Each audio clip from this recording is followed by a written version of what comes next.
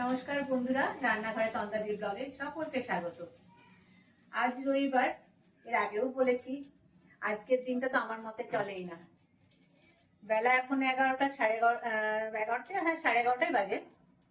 আজকের ব্রেকফাস্টে আমাদের থাকছে পোহা, চিড়ের পোহা। আজ আর অন্য কিছু খাবে না, চিড়ের পোহা চাই। তাই ঠিক আছে, সেটার জন্যই চলে এলাম আজকে রান্নাঘরে।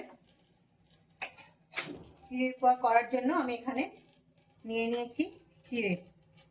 এটা আমাদের মোটা 3 জনের জন্য বড় 3 বাটি চিড়ে আছে। তার সাথে আছে ধনে পাতা কুচি, পেঁয়াজ কুচি, বাদাম, কিছুটা কারি পাতা আর কাঁচা লঙ্কা। আগে আমি চিড়েটাকে একটু ধুয়ে নিচ্ছি, ধুয়ে একটু জল ঝরতে দেব।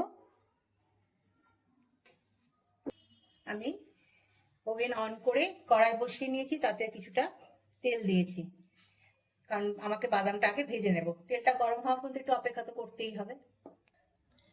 কড়াই আমার তেল গরম হয়ে গেছে, এবার আমি বাদামগুলো আগে ভেজে নেব।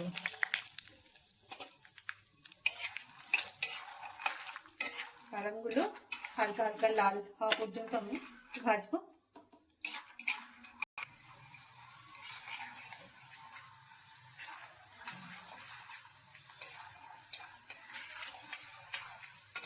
বাদাম আমার ভাজা হয়ে গেছে, এবার এগুলো একটু তুলে রাখি। বাদামগুলো খুব লাল করে ভাজবো না, একটু কাঁচা ভাবটা কাটতে হবে শুধু।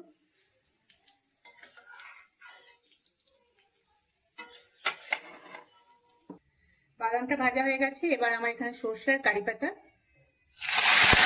ফোড়নে দিয়ে দিলাম, আর দিয়ে দিচ্ছি কুচি করে রাখা পেঁয়াজ।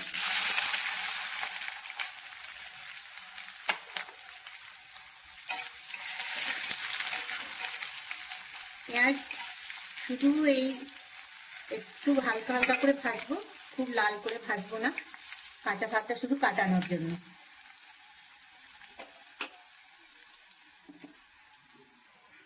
দিয়ে দিচ্ছি আমি পরিমাণ মতো নুন,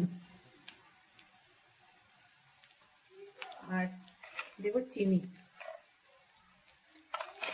লঙ্কা এখনো দিইনি, ঝালটা একটু আমি কমই দিই, ওরা খেতে পারে না বলে। ঝালটা তো নিজের নিজের কাছে। এখানে কুচি করে রাখা দিয়ে দিচ্ছি লঙ্কা। পেঁয়াজ আমার প্রায় ভাজাই হয়ে গেছে। পেঁয়াজের এই কাঁচা ভাবটা শুধু কাটলে হালকা হালকা একটু নরম হয়ে গেছে।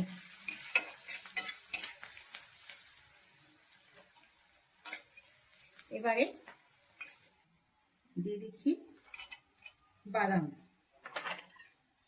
এবারে আস্তে আবার একটু নেড়ে নেব। দিয়ে দিচ্ছি একটু হলুদ। এবার আমার সব ভাজা হয়ে গেছে। এবার আস্তে আস্তে চিড়েটা দেওয়ার সময় আমি গ্যাসটা নিভিয়ে দিলাম। এভাবে হাতে করে একটু ঝেড়ে ঝেড়ে এটা মিশিয়ে নেব।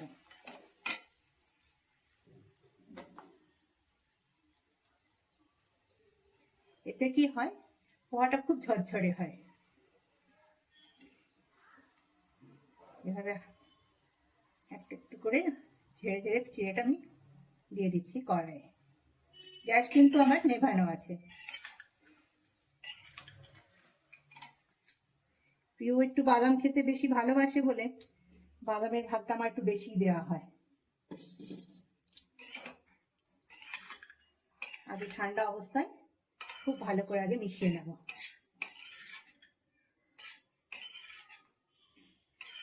ঝালটা নিজের নিজের কাছে। আমি লঙ্কা কুচিটা দিয়েছি একটু কম করে, আর একটু রেখেছি, পরে দেব, যদি কারো দরকার হয় আলাদা করে খেতে পারবে। হালকা হালকা কি সুন্দর বাসন্তী বাসন্তী কালারটা হয়েছে।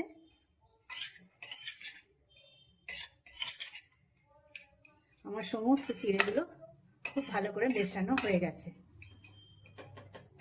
যেহেতু গ্যাসটা আমার বন্ধ করা ছিল, একটু তো ঠান্ডা হবে।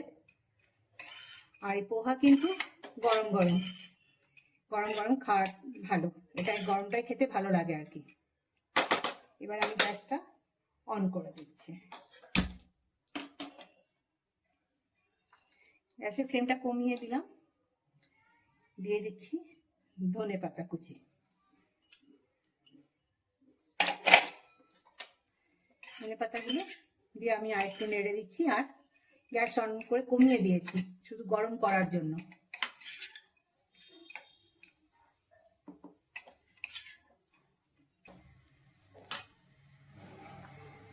ধনেপাতাগুলো আমি ভালো করে মিশিয়ে দিয়েছি।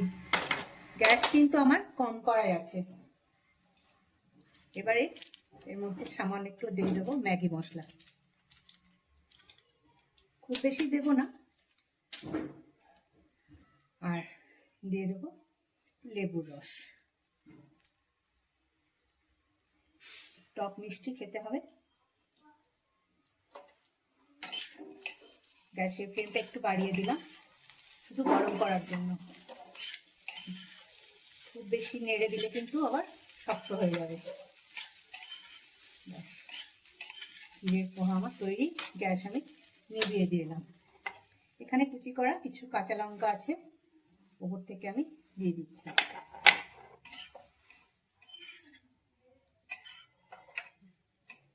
আমার চিড়ের পোহা তৈরি হয়ে গেছে। এবারে আমি চলে আসছি প্লেটিংয়ে।